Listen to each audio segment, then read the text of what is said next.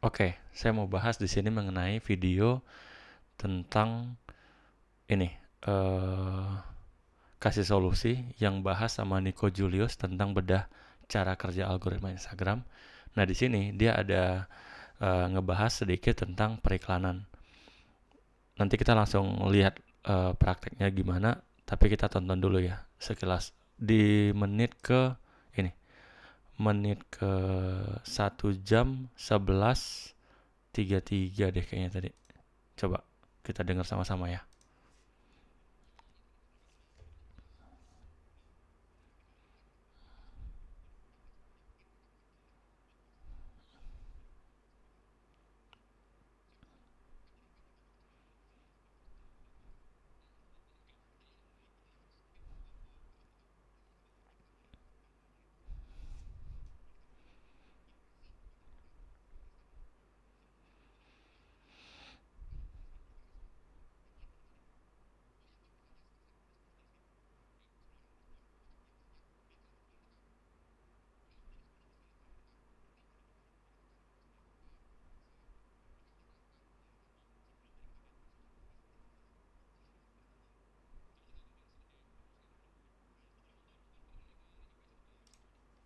Oke, saya mau jelasin dulu. Jadi, ini ada salah satu klien yang lagi ngiklan yang kemungkinan kurang lebih seperti ini. Kalau dijelasin ya eh, secara gamblang ya. Nah, ini ada salah satu klien saya, produknya itu fashion ya di Hivewears, websitenya ini hivewears.com. Nah, yang tadi dimaksud Nico ya, Nico Julius itu tuh ini. Kita bayar 100.000 itu bukan langsung bayar 100.000 ke Instagramnya. Kita lihat iklan yang kemarin deh ya. Kita lihat iklan yang kemarin itu 137.000. Nah, ini nih nggak cuman ya udah sekedar ya udah dikasih ke Instagram, Instagram kasih apa ke kita, itu nggak sesederhana itu. Jadi 100.000 itu, katakan 137.000, itu tuh disebar ke 2.400 jangkauan. Kenapa dapatnya segini? Karena CPM-nya segini. CPM itu 51.526 perak. Artinya CPM itu kepanjangannya cost per 1000 impression. Kalau di bahasa Indonesia kan, berapa biaya yang dikeluarkan untuk 1000 kali tayang iklannya. Per 1000 kali tayang itu tuh kita dikasih harga 51.000. Makanya wajar dengan budget 137.000 kita tuh dikasih jangkauan 2.400-an something lah. Nah, tinggal dari jangkauan segini berapa orang yang ngeklik? Ternyata 1,6% yang ngeklik. Itulah jumlahnya 45 orang. Nah, 45 orang ini berapa orang lagi yang benar-benar nyampe ke website? Itu tuh total 41 orang. Nah, dari 41 orang, oh ini kok beda jumlahnya orang yang klik sama orang yang nyampe ke website? Iya, karena kan ada orang yang kepencet, ada orang yang mungkin tinggalnya di daerah sinyalnya nggak terlalu bagus, jadi begitu dia ngeklik dan loadingnya lama, dia itu ngeback. Nah, kira-kira kayak gitu deh faktornya kan. Nah, jadi kalau di sini ini kita lihat 45 ke 41 itu ya masih oke lah ya, kecuali kalau di bawah 50% ya. Katakan ini 45, ternyata yang nyampe landing page-nya di bawah 50%, berarti 50% dari 45 kan 22 ya, 22 atau 23. Kalau seandainya landing page-nya cuma di bawah 22, artinya websitenya memang beneran lambat. Nah, ini karena 41, ini nih bukan karena website yang lambat, tapi mungkin ada orang yang salah klik, nggak sengaja ke klik ke website, dia ngeback lagi, atau ya itu sinyal mereka mungkin di tempat itu lagi lemah. Jadi ini masih oke sih, 41. Dan dari 41 orang yang lihat website, kenapa cuma satu? Nah, ini nih PR-nya sekarang. 41 orang yang nyampe website, hanya satu yang ngeklik add to chart. Nah, data ini kenapa bisa muncul? Karena tadi kita udah ini install yang namanya tracking di website. Jadi, teman-teman, website itu juga harus ditanam yang namanya metapixel. Kalau websitenya nggak ada metapixelnya, itu tuh data ini nggak akan muncul. Saya pernah punya klien yang saya lupa tuh tanam metapixelnya ke website kliennya. Tapi udah langsung jalan iklan. Alhasil datanya ini semua nggak keluar.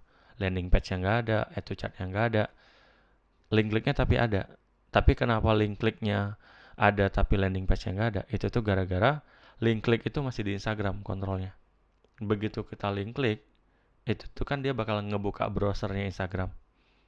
Nah, begitu masuk ke browser Instagram, dia bakal nge-cross check. Ini website yang lagi dibuka, ada trackingnya atau enggak. Kalau ada, dia bakal ngirim sinyalnya ke pemilik pixelnya. Nah, dalam hal ini, Hy-Vee ini kan websitenya, itu tuh udah kita verify domain namanya. Verify domain dengan business manajernya. Makanya datanya, sinyalnya tuh dikirim di sini. Dari 45 orang yang ngeklik, yang nyampe ke website ini dia kasih sinyal hanya 41. Berarti 44 tuh yang miss. Nah, ya kan? Kemudian, nah yang add to chart ini di mana ke triggernya? Kita lihat ya, ini sama-sama ya. Ini satu ya. Page view doang yang di tracking. Seandainya saya pilih yang ini.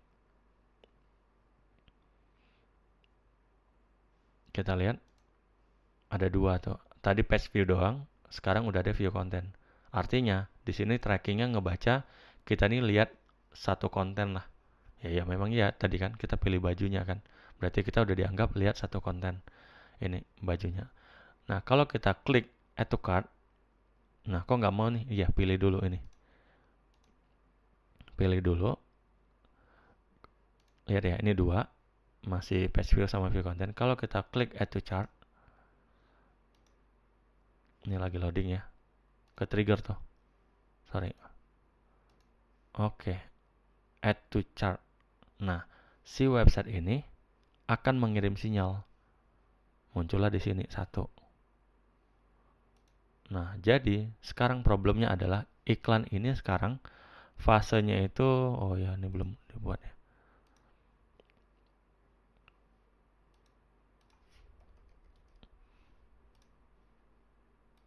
Ah, sorry.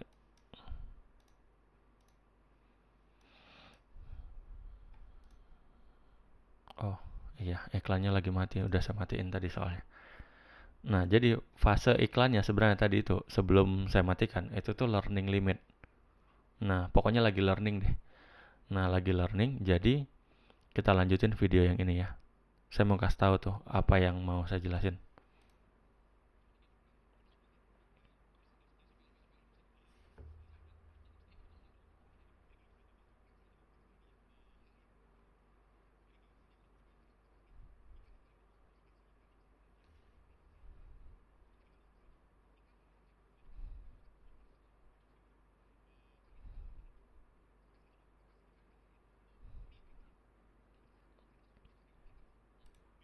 Oke. Nah, yang dimaksud Niko tadi adalah kayak kita ngiklan bus pos. Kita minta budget 100.000 ini sebanyak-banyaknya DM, sebanyak-banyaknya profile visit. Nah, mau itu berkualitas nggak berkualitas, ya Instagram nggak mau tahu.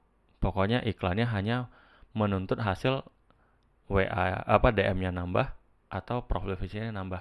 Kan ada tuh call to action-nya, tombolnya bisa diatur kan kalau di bus pos. Nah, sedangkan kalau di Ads Manager itu tuh ada banyak iklan, jenis iklan maksudnya. Jadi di Ads Manager itu ada banyak jenis iklan. Nah, yang dibilang Nico tadi yang paling bagus itu adalah yang sales. Yang sales itu kenapa lebih bagus? Karena di sini kita bisa ngasih perintah manual. Kita bisa kasih perintah manual berupa ini. Nggak hanya sekedar kita nyari orang yang ngeklik murah doang, tapi kita minta conversion eventnya. Kita kita minta ke Instagram perintahnya adalah orang-orang yang ngeklik add to chart. Jadi nggak hanya sekedar ngeklik linknya doang, tapi orang yang ngeklik link masuk ke website dan nyampe di website orangnya ngeklik add to chart. Kita mau tipe-tipe yang kayak gitu. Nah, balik lagi ke sini tadi iklan. Ini iklannya udah mencoba belajar. Dia nyari orang nih, ada 45 klik kan. Atau kita total deh. Nih iklannya kemarin jalan dari tanggal 19 sampai hari ini. Nah, iklan yang ini ya paling banyak link kliknya kan. Itu tuh ada 146 orang yang udah ngeklik. Tapi yang add to chart masih 3. Artinya adalah apa? Dari 146 orang ini, si iklan lagi belajar ternyata yang sesuai ekspektasi kita, yang sesuai dengan arahan perintahan kita, itu tuh baru 3. Makanya kemarin statusnya itu masih learning, dia tuh masih belajar terus. Hanya saja, ya sampai kapan belajarnya? Ini budget udah 400.000. Nah, kalau fase belajarnya terlalu lama, ini budget bakal nambah terus. Nggak sehat ntar, malah boncos kan rugi. Sedangkan yang 3 ini aja, ini belum transfer kondisinya. Saya udah cek tadi, yang 3 ini juga belum transfer dan cuman satu deh kayaknya yang masuk ke orderan. Oh ya, nggak usah saya buka deh. Pokoknya gitu deh. Yang 3 ini yang bener-bener check out itu tuh cuman satu dan satu itu belum bayar juga. Jadi kondisinya adalah ya ini belum selesai fase learningnya dan eh, kita perlu rombak lagi strateginya. Jadi data-data yang kita dapat di sini itu tuh semua bisa dijelaskan. Nah, kita lanjut ya video yang tadi ya.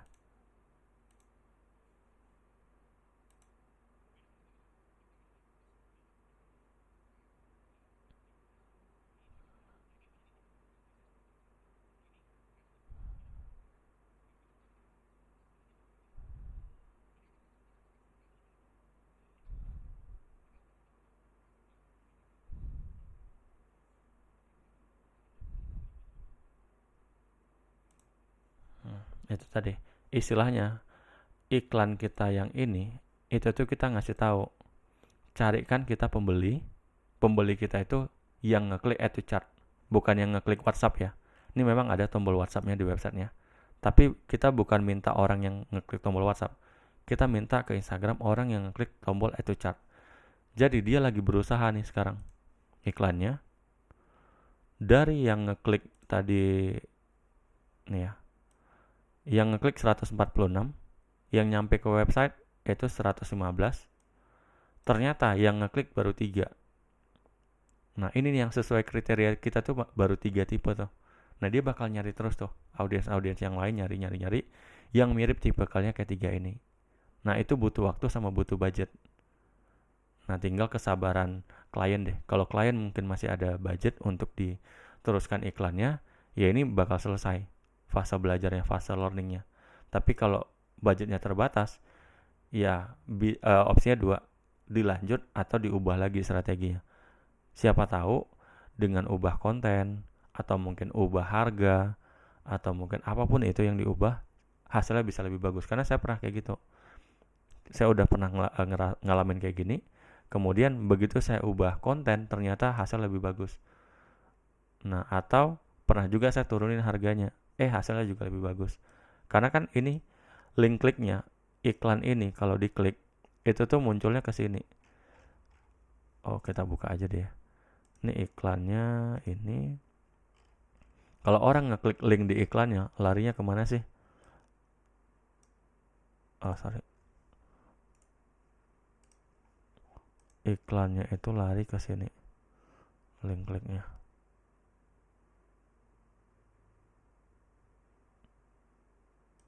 Nah, ini. Larinya ke sini. Jadi orang kena iklan video gitu. Videonya ini dia. Ini videonya.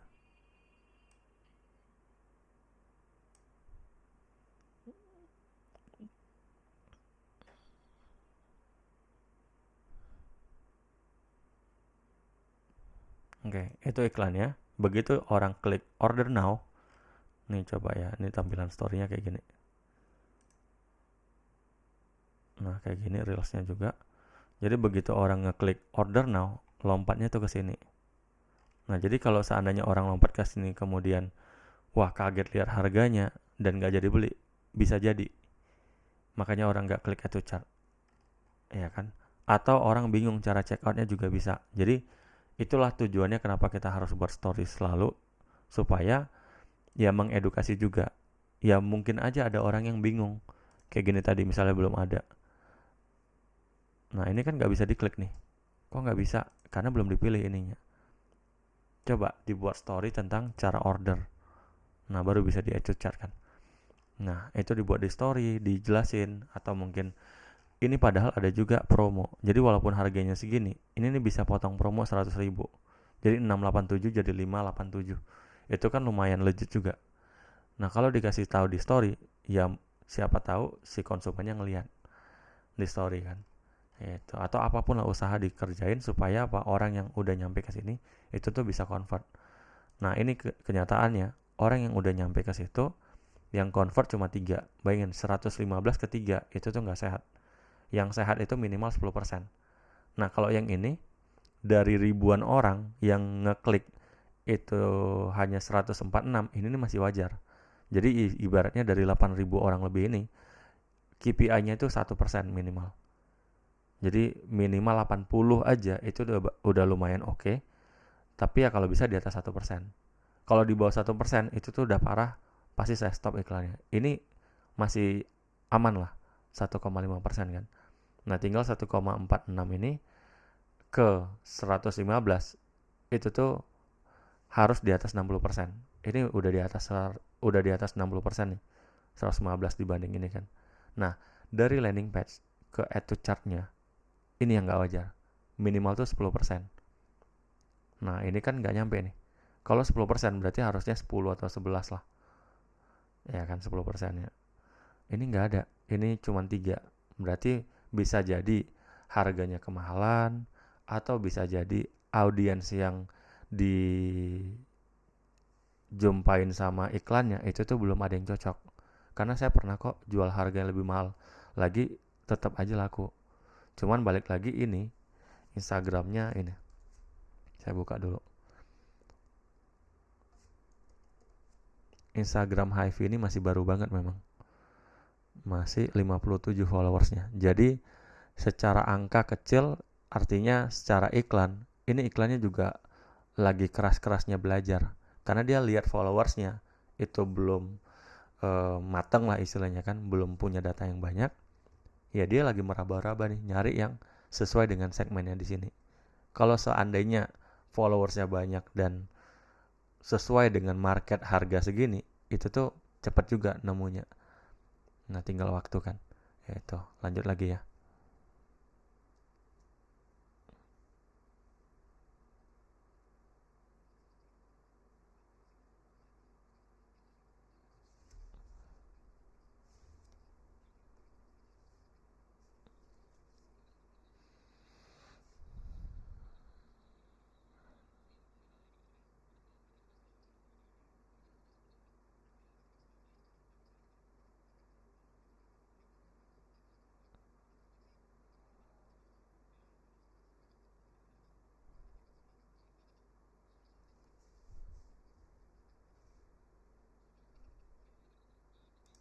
Nah, jadi yang tadi maksud Niko itu, ya ini pixel ini tadi yang kita udah tanam kan. Kemudian setiap kita ngeklik apapun itu tombolnya di website itu tuh semua ada eventnya. Kita ngeklik ini tadi add to cart kan. Kita ngeklik ini itu namanya leads atau WhatsApp triggernya nanti. Jadi yang saya pilih waktu saya buat iklan, ini tadi kan kita contohin buat iklan kan. Di sini. Nah, yang saya contohin, yang saya minta itu add to cart. Ada nggak lead join chat ini? Join chat itu tadi yang ini. Nah, ini join chat nih. Kalau kita kliknya ini, nanti kebanyakan hasilnya pasti orang yang klik WA. Sementara orang yang klik WA kan belum tentu beli. Kita nggak mau sebenarnya data yang itu. Kita maunya yang add to cart beneran. Jadi ya iklan itu bakal belajar terus mencari orang-orang yang add to cart. Nah, ini siapa yang setting ya kita. Kayak gini kan iklan yang tadi yang kita setting itu. Yang ini tadi. Nah, add to cart. Atau yang lebih sadis lagi ya ini. Kita buat iklan langsung tuh.